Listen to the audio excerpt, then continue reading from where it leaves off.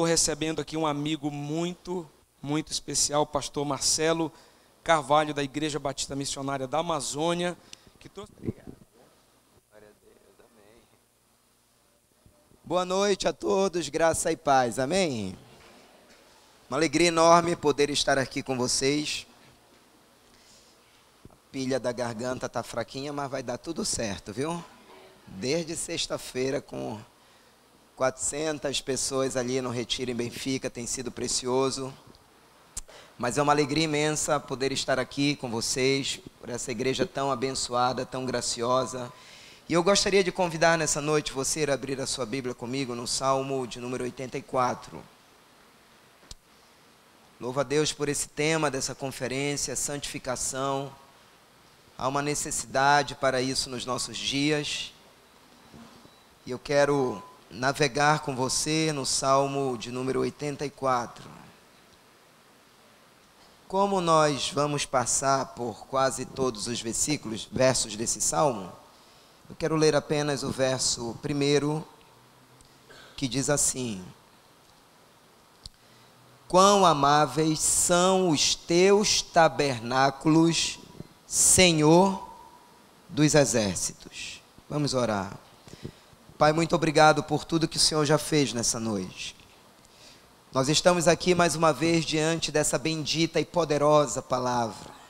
Desta palavra que tem mudado a nossa história, dessa palavra que tem mudado o nosso destino eterno, desta palavra que tem transformado tantas áreas da nossa vida. E nós pedimos, Pai, que o Teu Espírito aplique esta palavra aos nossos corações, de forma que saiamos daqui dizendo nessa noite: o Senhor falou comigo. O Senhor falou conosco, e certamente te daremos toda a honra, toda a glória, todo o louvor e toda a adoração. Nesses dias, Senhor, quando a nação brasileira mergulha numa festa chamada Festa da Carne, existe também, Senhor, nesse tempo um remanescente, parte dele está aqui nessa noite, mergulhando naquilo que chamamos Festa do Espírito. Estamos mergulhados naquilo, Senhor, que tem mudado a nossa vida. Estamos mergulhados naquilo, Senhor, que tem revolucionado a nossa vida. Senhor, que nessa noite esse lugar seja impregnado por esta glória, que nesta noite esse lugar seja impregnado por esta unção. Já houve uma liberação desta unção através do louvor e da adoração aqui entoados, mas nós te pedimos, Pai, que a Tua palavra nos alcance poderosamente nesse lugar, em nome de Jesus, diga amém. Amados, eu preciso confessar para vocês que eu fui muito impactado com a meditação deste salmo. É uma palavra que o Senhor tem colocado nesses últimos dias no meu coração e a direção que eu tenho da parte de Deus para ministrar aqui nessa noite. Mas eu confesso que eu estou muito impactado por este salmo, simplesmente por me fazer as seguintes perguntas: como numa época em que a relação com Deus se dava através de cerimônia, numa época em que a relação com Deus se dava através de liturgias, numa época em que a relação de Deus se dava através de rituais, através de sacrifícios, como pôde numa época como essa surgir alguém desejando a presença do Deus vivo? Isso fulminou meu coração, isso incendiou meu coração. Eu fui profundamente impactado com isso.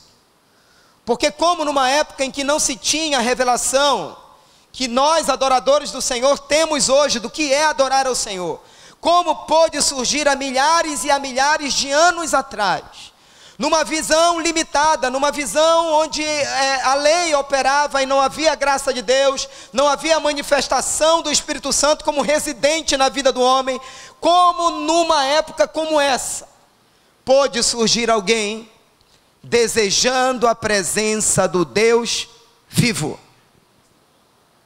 Quão amáveis são os teus tabernáculos, disse esse homem. E aí, curioso, atrás dessa resposta, eu fui mergulhar para saber quem era o autor deste salmo aqui. E pelo título do salmo, você tem aí na sua Bíblia, que quem escreveu este salmo foi um dos filhos de Corá. E mais curioso ainda, eu fui mergulhar para saber quem era esse Corá. E aí nós vamos chegar, queridos, naquilo que nós chamamos no Antigo Testamento de tribo levítica. Corá era filho de Levi. Levi teve 3 filhos, Corá, Gerson e Merari. Então nós estamos falando que esse salmo foi escrito por um adorador da época. Porque a tribo de Levi era a tribo separada para adorar ao Senhor, para cuidar das coisas do Senhor. Mais impactado ainda fiquei em saber que os utensílios do tabernáculo eram separados para essas 3 famílias: os gersonitas, os meraritas e os coraitas. E a parte que coube aos coraitas, um deles, autor deste salmo, era cuidar da arca da aliança. E aí eu comecei a entender então, justifica então, porque nós temos no Salmo 84 tanta paixão, porque nós temos no Salmo 84 tanta devoção, porque nós temos no Salmo 84 um coração de um adorador que está se derramando diante do Senhor. Porque nada mais, nada menos, nós temos no Salmo 84 a expressão de adoração de um homem que ajudava a cuidar da arca do Senhor. E para quem não sabe, a arca do Senhor era o maior símbolo de expressão da glória de Deus no Antigo Testamento. A glória de Deus, aquilo que nós chamamos de Shekinah, se manifestava através da arca da aliança. Então Corá e os coraitas, seus filhos, eram esses homens que tinham intimidade com a glória do Senhor, que tinham intimidade com a presença do Senhor, que tinham contato com a presença do Senhor. Então esse coraíta, ele está rasgando o seu coração aqui no Salmo 84, dizendo: quão amáveis são os teus tabernáculos, Senhor dos exércitos. A gente vai para o Salmo 42 e 43, a gente percebe também, está aí no título, que o Salmo 42 e 43 foram escritos também por um coraíta. E é no Salmo 42 que nós encontramos a expressão: assim como a corça suspira pelas correntes das águas, a minha alma suspira por ti, ó Deus. A minha alma tem sede de ti, a minha alma tem sede do Deus vivo. Quando me verei, me apresentarei diante da presença do Senhor. Foi um coraíta também. Você vai para o Salmo 43, lá no finalzinho, ele está dizendo que na presença do Senhor, nos altares do Senhor, há muito júbilo, há muito regozijo. E o coraíta do Salmo 43, ele como que batendo no peito, ele diz: por que estás abatido, ó minha alma? Por que te perturbas dentro de mim? Espera em Deus, pois ainda o louvarei, Deus meu e Rei meu.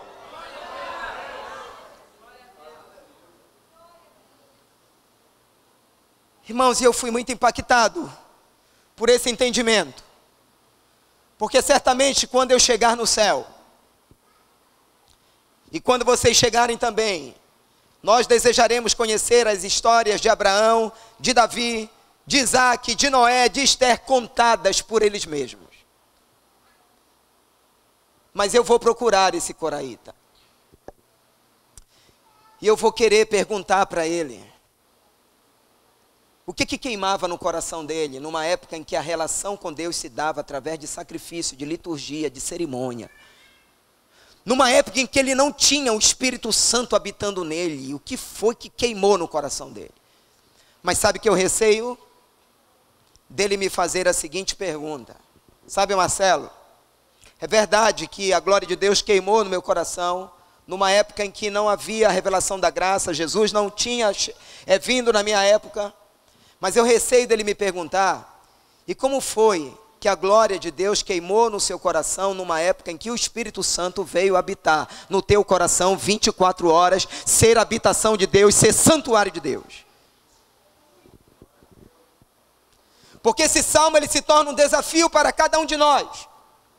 Se numa época em que o Espírito Santo não habitava como residente, a glória de Deus incendiou o coração de um homem a tal ponto dele desejar a presença do Deus vivo. Pesa sobre nós essa responsabilidade nessa noite, de valorizarmos o que o Senhor nos deu. Se eu tivesse que terminar essa mensagem agora, eu terminaria fazendo a seguinte conclusão: me parece por este salmo que uma vida cristã que vale a pena é aquela que vai além dos rituais, é aquela que vai além das cerimônias, é aquela que vai além da liturgia, é aquela que vai além dos sacrifícios humanos. Porque esse coraíta aqui conseguiu ultrapassar essa linha da religiosidade. Ele conseguiu ir aonde somente os adoradores conseguem ir, tocar o coração de Deus. E pela leitura deste salmo vai me parecendo que a vida cristã que vale a pena é essa. É aquela vida cristã que ultrapassa a linha da religiosidade, a linha dos rituais, do apenas vir ao templo, do apenas entregar uma oferta, do apenas participar de uma conferência, de um congresso. Tudo isso é importante. Mas uma vida cristã que vale a pena é aquela em que você já chega aqui incendiado. É aquela em que você já chega aqui tomado pela glória de Deus.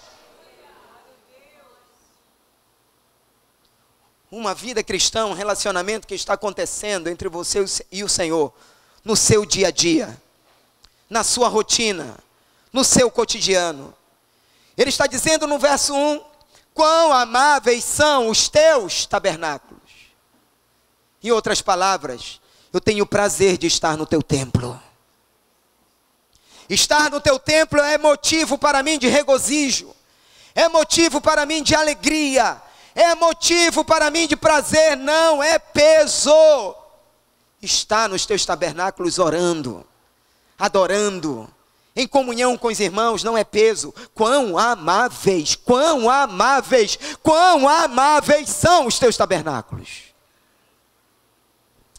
Davi experimentou isso no Salmo 122, verso 1, quando ele disse: alegrei-me quando me disseram, vamos à casa do Senhor. Ele já chegou alegre na casa do Senhor. Quando ele estava se arrumando, já havia regozijo no coração dele. Botando a meia, já havia alegria. Não vejo a hora de chegar lá, na Iba da época, né? Não vejo a hora. Não vejo a hora. Estava o perfuminho e alegre, alegre, alegre. Nós precisamos dessa restituição no nosso coração. Nós precisamos retornar a essa postura de adorar ao Senhor em todo tempo, em todo momento, em todas as circunstâncias. Aí no verso 2 ele prossegue dizendo assim, olha: a minha alma suspira e desfalece pelos átrios do Senhor. O meu coração e a minha carne exultam por quem, igreja? Por quem, igreja? Pelo Deus vivo. Irmãos, sabe o que eu aprendo aqui? A presença de Deus, ela é contagiante. Ela passa pela alma, ela passa pelo coração, ela passa pela carne, pelo corpo, ela passa pelo espírito. A presença de Deus, ela vai afetando todas essas áreas. A minha alma suspira, a minha alma te deseja. Há um posicionamento na minha alma. A minha alma tem sede, a minha alma te deseja. A minha alma tem desespero por ti. Aleluia! Havia um posicionamento na alma desse coraíta. Sabe, irmãos, a nossa alma não nasceu de novo. A nossa alma muitas vezes é refém das mazelas de um passado traumático que nós tivemos. Nós não podemos esperar boas notícias da nossa alma. Mas havia um posicionamento na alma desse coraíta. A minha alma suspira pela presença do Deus vivo. O meu coração, diz aqui ele, o meu coração exulta. Eu fui atrás dessa palavra, o que significa exultar? E significa expressão de júbilo profundo, excesso de alegria contagiante.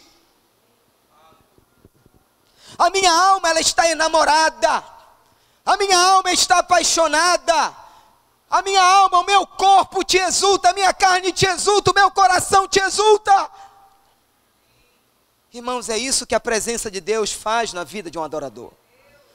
Todo o ser dele Espírito, alma e corpo estão tomados pela glória de Deus. A unção de Deus na vida de Eliseu era tão poderosa que entranhou nos seus ossos. Eu proclamo sobre essa igreja que a unção seja tão impregnada na sua vida, que ela entranhe nos seus ossos. A unção entranhou nos ossos de Eliseu, que morto. Eliseu morto. Estava no cemitério. Estava lá. E a história fala, e eu não vou pregar sobre isso, que se travou uma guerra entre os moabitas. E na ocasião dessa guerra, eles estavam levando um defunto. Havia um funeral acontecendo na ocasião da guerra. Quando a turma do funeral viu a guerra, sabe o que fizeram? Sabe o que a turma fez? Jogou o defunto. E saíram correndo. E sabe aonde o defunto caiu? Na sepultura de Eliseu. Quando o defunto toca nos ossos de Eliseu, o defunto levanta. Ele vê a guerra e imagino eu, ele sai correndo também. Dá um aplauso a esse Deus maravilhoso. Forte esse aplauso. Aleluia.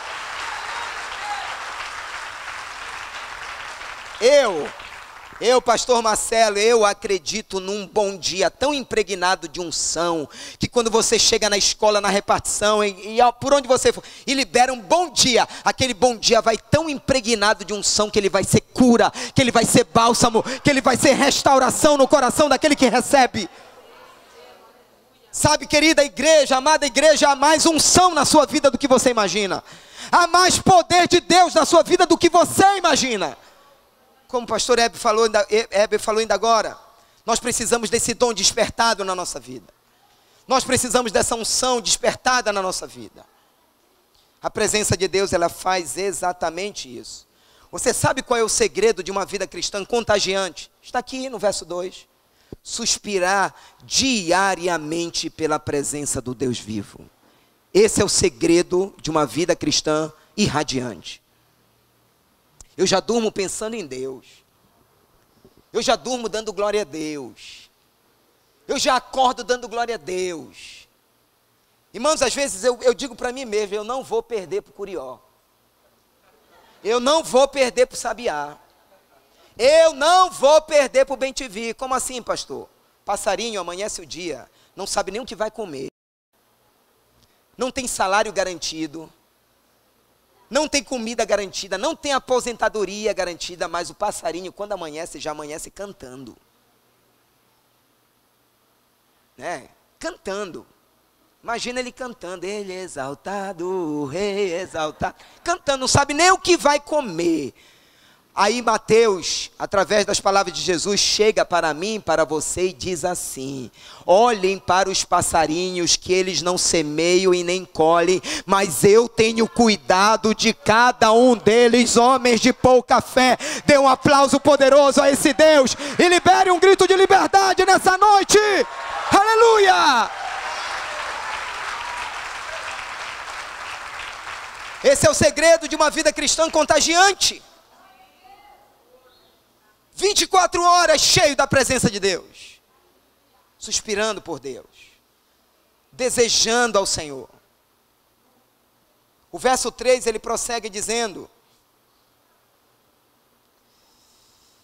o pardal encontrou casa e a andorinha ninho para si, onde acolha os seus filhotes.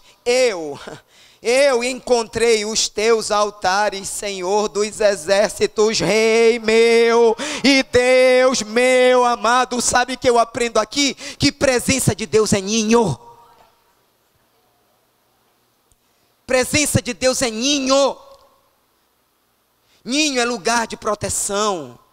Ninho é lugar de alimento. Ninho é lugar de aconchego. Presença de Deus é ninho. Esse salmista, esse coraíta está dizendo: o pardal encontrou casa, a andorinha também encontrou casa, mas eu também encontrei casa, os teus altares, Senhor. Ninho é lugar de vida. É o lugar onde os filhotes são gerados. É o lugar onde os filhotes se desenvolvem. É o lugar onde os filhotes de passarinhos são projetados para voar. Presença de Deus é tudo isso para nós. Sabe o que está faltando, queridos? Para muitos de nós, investir mais tempo nesse ninho, pastor.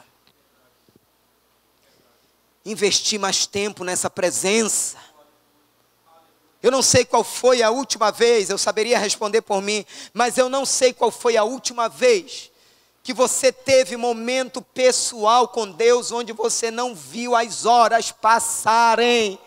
E entre lágrimas, babas e catarro, você estava ali desfalecido na presença de Deus. Talvez alguém diga, pastor, que nojento, nojento, meu irmão. É muita glória de Deus. Nós precisamos voltar a esses momentos. Quando nós estudamos a história dos 10 últimos avivamentos que ocorreram na igreja, sabe o que a gente vai aprender com a história dos 10 últimos avivamentos da igreja? Antes desses avivalistas entrarem no céu, o céu entrou primeiro neles. Que nós precisamos trazer esse tempo de volta. A reunião deles coletivamente era uma reunião incendiária, sabe por quê? Porque eles já chegavam nessas reuniões com um avivamento pessoal. Eles já chegavam, meu irmão, queridos irmãos, cheirando a fumaça. Eles já chegavam pegando fogo nessas reuniões. Eram homens incendiários. Nós precisamos ter os nossos olhos abertos para aquilo que nós já temos. Nós temos o poder de Deus na nossa vida. Esse salmo ele prossegue dizendo, verso 4: bem-aventurados que habitam em tua casa, louvam-te perpetuamente. Sabe o que eu aprendo aqui? Que existe uma bem-aventurança para quem permanece na presença de Deus. Pastor, qual é essa bem-aventurança para quem permanece na presença de Deus? Esse homem bem-aventurado, ele louva ao Senhor continuamente. Existe adoração contínua na vida dessa pessoa. Existe um louvor ininterrupto na vida dessa pessoa. Isso está muito alinhado com o que está lá em Hebreus capítulo 13, versículo 5. Ofereçamos sempre a Deus sacrifício de louvor, que é fruto dos lábios daqueles que invocam o teu nome. Isso está alinhado com Hebreus 13, 5. Irmãos, o fruto dos lábios de quem invoca o nome do Senhor é a adoração. Ofereçamos sempre, todo dia, toda hora, todo momento, a adoração, que é fruto dos lábios daquele que adora o nome do Senhor. Quantos adoram o nome do Senhor aqui? Quantos adoram o nome do Senhor aqui? Louvor contínuo é fruto dos lábios de quem adora o Senhor. É como diz aquela canção tão cantada pelas rádios: eu vou passando pela prova, dando glória a Deus. Eu vou passando pela prova, querido, glorificando o nome do Senhor. Eu vou passando pela prova, celebrando o nome do Senhor. Queridos, os nossos olhos precisam ser abertos para isso. As tribulações dessa vida tentam calar a nossa voz de adoração. As tribulações dessa vida tentam silenciar o nosso louvor ao Senhor. Mas o adorador, ele não se cala em todas as circunstâncias, ele está louvando o Senhor. Lá em Atos capítulo 16, versículo 16, Paulo e Silas estavam caminhando para o lugar da oração. Estavam caminhando para onde? Estavam caminhando para onde? Eu vou voltar com essa pergunta já já.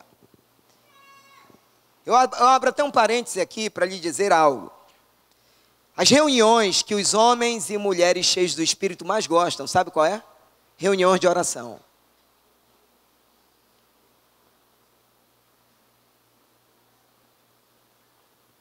Essas são as reuniões que os homens e mulheres cheios do Espírito mais gostam. Vira e mexe no livro de Atos, os discípulos estão procurando o lugar da oração, lugar da oração, lugar da oração. E aí em Atos capítulo 16 está Paulo e Silas caminhando para o lugar da oração. E uma jovem, todo dia que eles iam para o lugar da oração, caminhava atrás deles.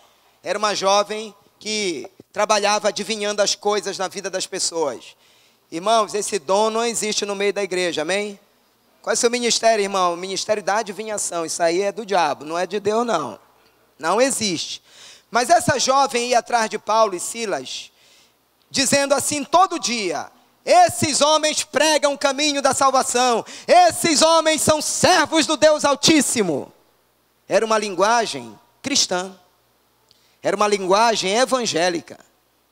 Essa jovem, possessa por um demônio, ia atrás desses dois homens dizendo isso todo dia.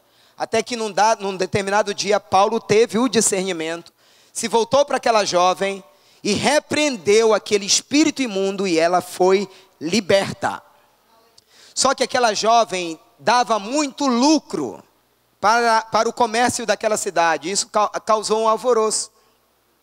Ao ponto das autoridades pegarem Paulo e Silas, levarem Paulo e Silas para uma praça, rasgaram as suas vestes, açoitaram a Paulo e Silas e mandaram prendê-los no mais profundo do cárcere. E eles foram para lá. E eles começaram então ali por volta de meia-noite.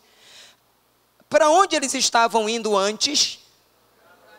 Para onde eles estavam indo antes? E o que eles estariam fazendo agora no cárcere à meia-noite? Queridos, o ambiente mudou, o lugar mudou, o cenário mudou, mas o propósito não mudou. Diga amém, dá um glória a Deus e dá um aplauso ao Senhor aqui nessa noite.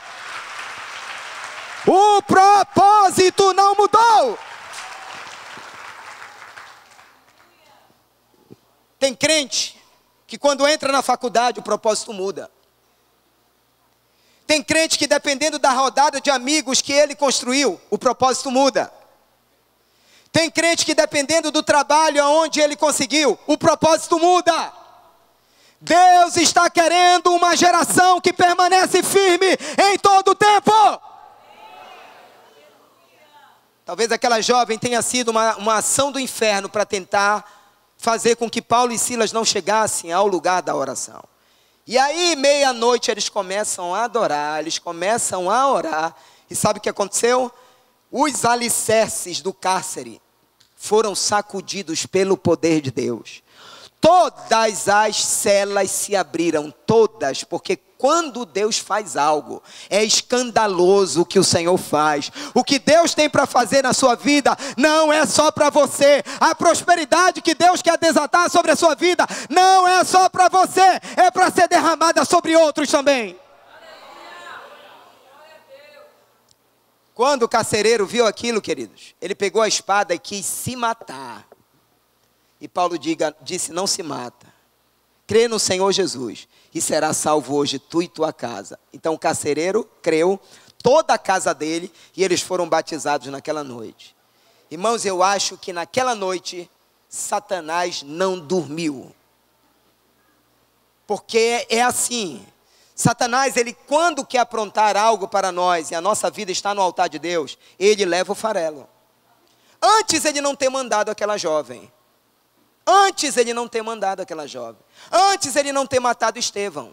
Porque na morte de Estevão era assim. O diabo ele tentava tirar os homens cheios do espírito de circulação. Só que ele matava um, 100 se convertiam. Matava 2, 200 se convertiam. Matava 3, 300 se convertiam. Eu quero te dizer algo. Aonde abundou o pecado na nossa vida, vai superabundar a graça de Deus.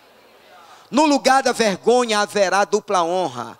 Para cada negação que houve da sua vida para com a pessoa de Jesus, há poder de Deus para converter isso em bênção. As 3 negações de Pedro foram convertidas em bênção. Cheio do Espírito, ele libera um sermão onde 3.000 almas se converteram. 1.000 almas para cada negação dele. Diga para o seu irmão, Deus quer te usar muito, querido. Deus quer te usar muito. O Salmo ele prossegue dizendo, o qual, olha só queridos, que qual é esse pastor? É esse homem bem-aventurado. É esse adorador aqui. Esse homem aqui, quando ele passa pelo vale, escute algo.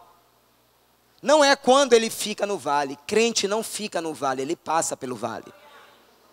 E eu libero essa palavra profética sobre a sua vida. Se você está atravessando um vale na sua saúde, na sua vida conjugal, na sua vida financeira, eu quero te dizer na autoridade e no poder do nome do Senhor Jesus Cristo, que você vai atravessar esse vale na força do Senhor. Você vai chegar do outro lado e vai cantar o hino da vitória. Vai!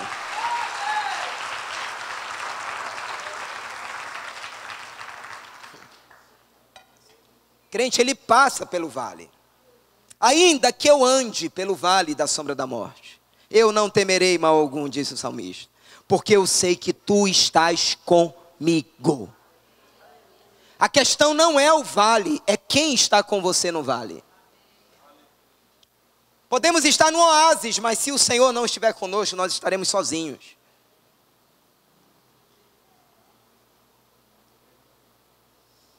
Então esse homem passando pelo vale árido, faz dele um manancial de bênção. Um manancial de bênçãos o cobre a primeira chuva. Irmãos, essa aqui era uma rota que existia quando o povo peregrinava para adorar ao Senhor em Jerusalém. Então eles passavam por esse vale, em outras traduções tem aí o vale de Baca. Baca é uma palavra hebraica que significa lágrimas. Então nessa região havia uma espécie de arbusto, uma espécie de planta, que ela destilava um líquido como se ela estivesse chorando. E era por isso que esse vale árido, esse vale desértico, era chamado de Vale das Lágrimas, Vale de Baca. Só que a tradição judaica diz que quando esse homem bem-aventurado, quando essa peregrinação dos adoradores passava por esse vale árido, naquele momento chovia. E chuva era uma das expressões da bênção de Deus e da aprovação de Deus sobre o povo. Então quando eles se aproximavam desse vale, crescia uma expectativa no coração deles, como que se eles caminhassem dizendo, vai chover. Vai chover, já vai chover. Vai chover, já vai chover. E quando eles adentravam nesse vale, a chuva caía. Então aquele deserto se enchia. Então os vales daquele deserto se transformavam em rios. Sabe o que eu aprendo aqui? A questão não é o lugar, mas é a bênção que está sobre mim. O que faz a diferença, queridos, não é o lugar, mas é a bênção que está sobre mim. Muitas vezes nós ficamos olhando para certas circunstâncias e dizemos assim, ah, se eu tivesse nascido numa família rica. Ah, se eu tivesse tido a sorte que o fulano teve. Ah, se eu tivesse tido a oportunidade que o ciclano teve. Queridos, pare de pensar assim. É a bênção de Deus sobre a tua vida que faz a diferença. É a bênção, você tem que estar convencido disso. Esse homem abençoado, aonde ele chega, cenários mudam. Ambientes mudam. Então quem sabe na tribulação que você está enfrentando, no emprego onde você está, Deus não queira te usar ali. Como intercessor, como um reparador de brechas. Sabe, amados, o problema não está no ambiente, mas está na falta de postura que nós precisamos ter nesses ambientes. Então você olha para Daniel, Daniel é arrancado de Jerusalém, e ele é levado para a Babilônia, para uma nação que não adorava o Senhor. A primeira coisa que fizeram com Daniel foi mudar o nome dele, Belsazar, porque esse é o maior investimento do inferno na nossa vida, macular a nossa identidade. Nos levar a pensar que nós não somos quem a Bíblia diz que nós somos. Então mudaram o nome de Daniel. Tu vai te chamar agora Belsazar. Agora Daniel, a comida aqui é outra. O manjar aqui é outro. A bebida, a comida aqui é completamente diferente. Mas Daniel, ele tinha um compromisso com Deus. Daniel estava fechado com Deus. Ele disse, eu não vou comer dos manjares de Babilônia e nem do vinho de Babilônia. E aí ele pediu para fazer um desafio de 10 dias, comendo só legumes, folhas, tomando açaí, não é? Não tinha na época, claro, Mas ele fez esse desafio. E se ele estivesse pior do que os que estavam tomando do vinho do rei e comendo dos manjares do rei, ele morreria, seria morto. Ao final dos 10 dias, Daniel foi trazido. O semblante dele estava um semblante glorioso. Ele estava mais robusto, mais formoso do que aqueles que estavam tomando do vinho e comendo dos manjares do rei. Sabe quem faz isso? É a presença de Deus na nossa vida. E eu quero que você receba isso no seu espírito. Santidade é prazer. Santidade é satisfação. Santidade não é peso. Ser radical, fechar com Deus, levar Deus a sério, vai valer a pena para todas as áreas da nossa vida. A glória de Deus será estampada em nossa vida. Homens que estão fechados com Deus, eles incomodam o reino das trevas. A vida de Daniel incomodava aquela geração. Sabe, irmãos, nós fomos chamados para incomodar essa geração, porque nós somos sal. Nós somos luz no meio das trevas. E aí procuraram um erro na vida de Daniel, uma brecha, não acharam nem uma. Aí o inferno inventou uma. Então a gente vai fazer um decreto aqui. Vamos fazer um decreto. E nesse decreto, todo aquele que for encontrado orando a qualquer outro deus que não seja os deuses de Babilônia, vai ser jogado na cova dos leões. E aí o decreto foi estabelecido e foram atrás de Daniel. E aí viram Daniel lá na janela do quarto dele, orando ao Deus vivo. Bateram a foto e mandaram o zap pro rei. Olha aí. Não tinha na época, né? Mas pegaram Daniel. Sabe o que o texto diz? Eu acho que é Daniel 6,10, diz assim, que Daniel foi encontrado orando 3 vezes ao dia, como lhe era de costume. Irmãos, isso é fulminante. Tem crente que só procura orar ao Senhor quando as coisas apertam. Tem crente que só procura buscar ao Senhor quando as coisas estão ruins. Sim ou não, irmãos? É mais o pessoal de Belém que é assim, né? Castanhal nem tanto. Mas tem gente assim, que é só quando as coisas apertam. Daniel, ele já vivia orado. Já vivia orado. Nós precisamos encontrar esse caminho das prevenções espirituais. Eu já caminho ungido, eu já caminho orado, eu já caminho debaixo do poder, eu já caminho nas asas do Espírito. Sabe, queridos, nós precisamos dessa renovação constante, nós precisamos dessa renovação diária, nós precisamos desse fogo queimando o dia todo, nós precisamos, queridos, dessa glória incendiando a nossa vida o tempo todo. Isaías 40, 28, Deus está dizendo, olha, eu sou o Deus criador dos céus e da terra, eu sou o Deus que não se cansa, eu sou o Deus que não se fadiga, e mais, eu faço forte o cansado, eu dou vigor, multiplico as forças daquele que não tem nenhuma.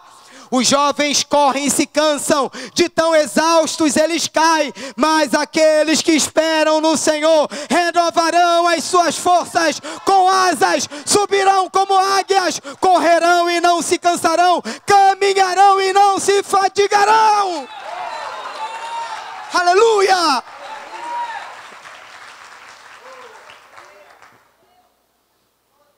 Precisamos dessa geração de coraitas que se levanta porque entenderam o que é santidade.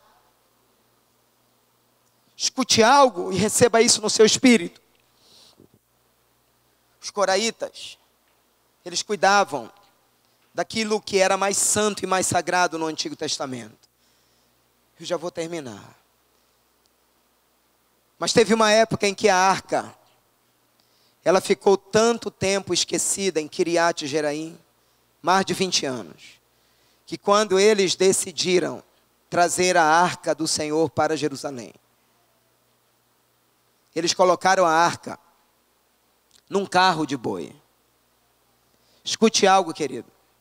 E por causa disso morreu um dos soldados de Davi. Por causa disso, morreu Uzá. Receba isso no seu espírito. Não torne comum aquilo que deve ser sagrado na sua vida.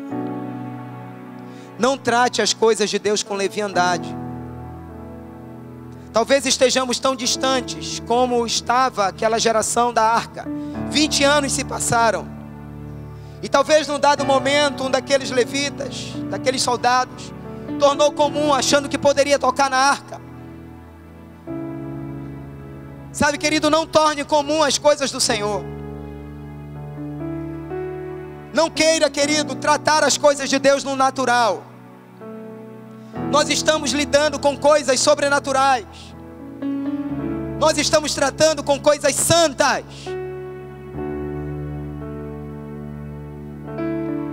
E nós precisamos ter zelo com as coisas do Senhor. Me veio aqui à mente, nós estamos num retiro. Nós estamos com 2 carros da igreja lá. Mas eu decidi vir para cá no meu carro. Não deveria falar isso aqui para vocês.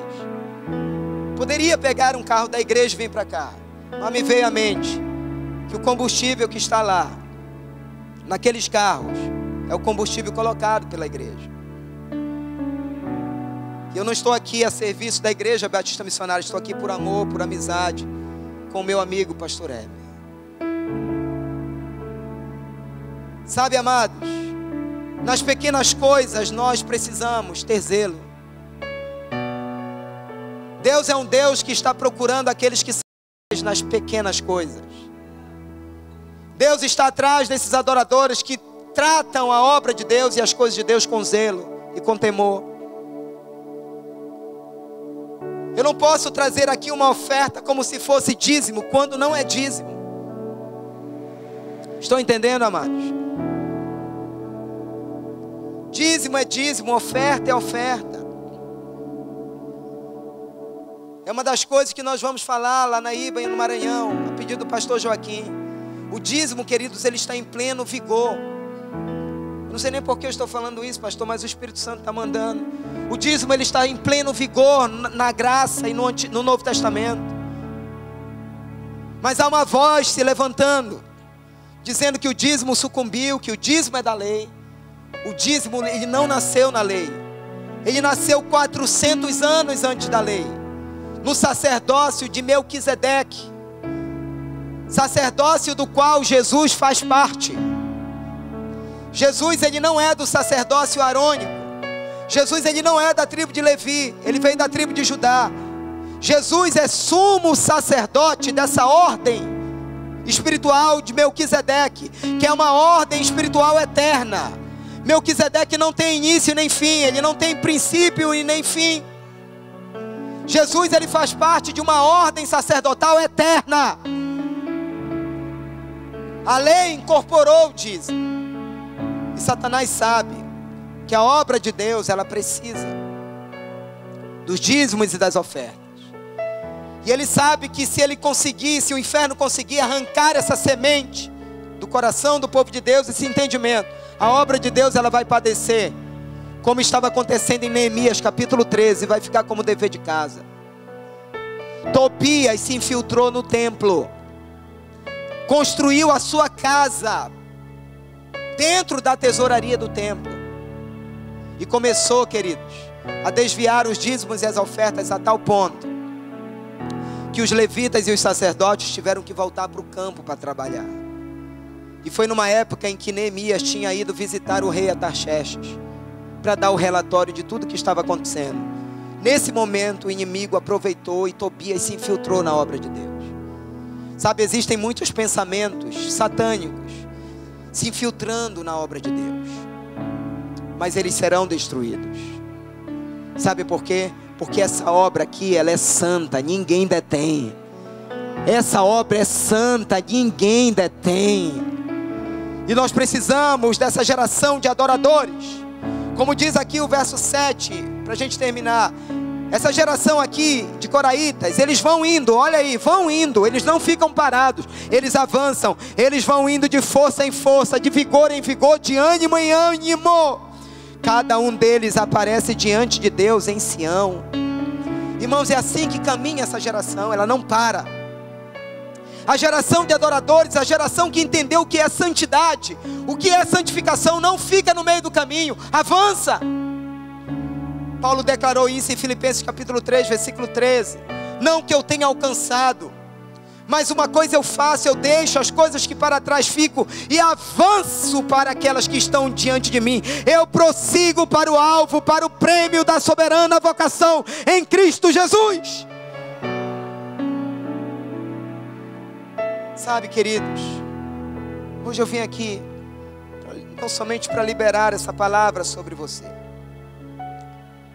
mas para orar com você, dizendo, e eu termino com esse último verso, que é possível vivermos nesses dias, o verso 10, pois um dia nos teus atos vale mais que 1000. Eu prefiro estar à porta da casa do meu Deus a permanecer nas tendas da perversidade. Eu prefiro. Esse Goraíta aqui, ele tomou uma decisão pessoal. Ele entendeu que estar na presença de Deus é o melhor lugar dessa terra. Que estar cuidando das coisas de Deus é a melhor coisa nessa terra. E eu gostaria de orar por aqueles que estão aqui e desejam dizer: Senhor, eu quero viver essa paixão aí. Eu quero viver essa paixão, Senhor. Sabe, irmãos, eu quando meditei nessa palavra, eu orei em prantos dizendo ao Senhor assim: Senhor, eu não quero que Tu olhes para a minha geração e sinta saudade dos coraitas, porque eu quero ser encontrado como um adorador. Sabe, irmãos, eu quero que o Senhor olhe para Castanhal e olhe para cá nessa noite e não tenha saudade dos coraitas, porque Ele vai ver em você esse coração, porque Ele vai achar em você esse coração.